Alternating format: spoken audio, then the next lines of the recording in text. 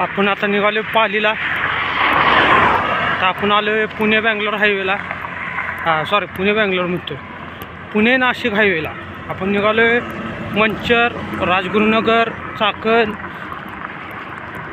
ह्या मार्गे आपण निघालो पालीला. खोपोली वगैरे या मार्गे जाणार आपण पालीला. टिकाईपासून आपण टर्न घेऊन खाली जाणार आहोत आपण.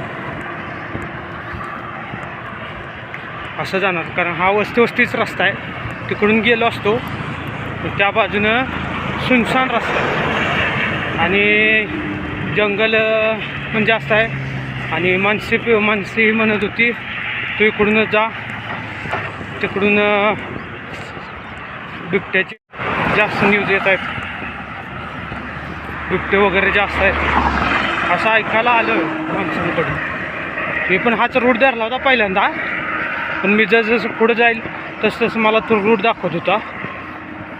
डायरेक्ट नाणे घाटातून खाली खोपोलीत जात होता. पण तिथं जंगल पण आहे, वन्यजीव रक्षण महाराष्ट्र सरकारच्या अखत्यारीत येणारं जंगल पण आहे. मोठं जंगल आहे ते. आता आपण मंचर सोडलेलं आहे. मंचर झालं सोडून मला 15-20 मिनटं झाली असतील.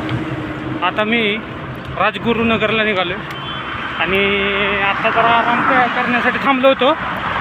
त्यावेळेसच समजलं आपल्याला महड आधी लागेल. महड वरदविनायक महड गणपतीचा खोपोलीचाच आहे.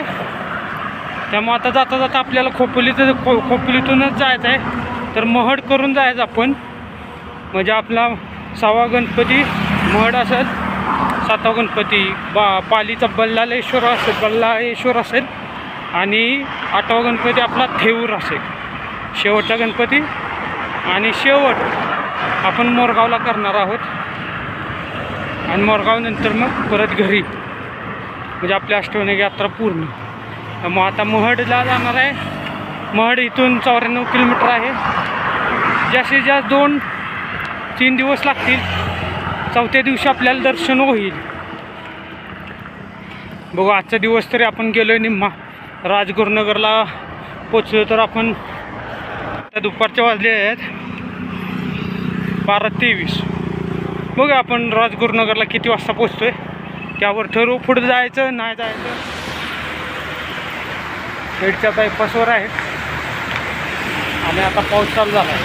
खेडच्या बायपासमध्ये निघालो होतो आता राजगुरुनगर. इथून मला वाटतं 6 किलोमीटर असेल राजगुरुनगर.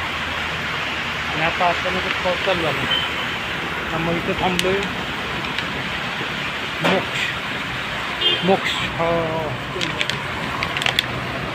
मोक्ष प्युअर व्हेज हॉटेल तिथं थांबलो आहे. बायपास खेड घाट आहे ना, त्याचा बायपास आहे तिथं आहे. तर अचानक पाऊस चालू झाला, थांबून जाऊया आपण राजगुरुनगरमध्ये सिद्धेश्वराचं मंदिर आहे. त्यात आपण त्या ठिकाणी आपला आज आपला शेवट असणार आहे राजगुरुनगरमध्ये. तर असं मंदिर आहे, शिव मंदिर ज्योतिर्लिंग आहे. तिथे एक लिंग आहे, तिकडे एक लिंग आहे.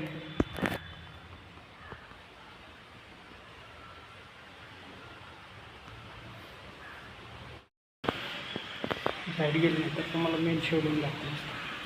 पण उद्या सकाळी त्याचा व्हिडिओ काढेल. पाऊस जोरात चालला होता, मग पोचलो आणि पाऊस चालू झाला दिसतंय.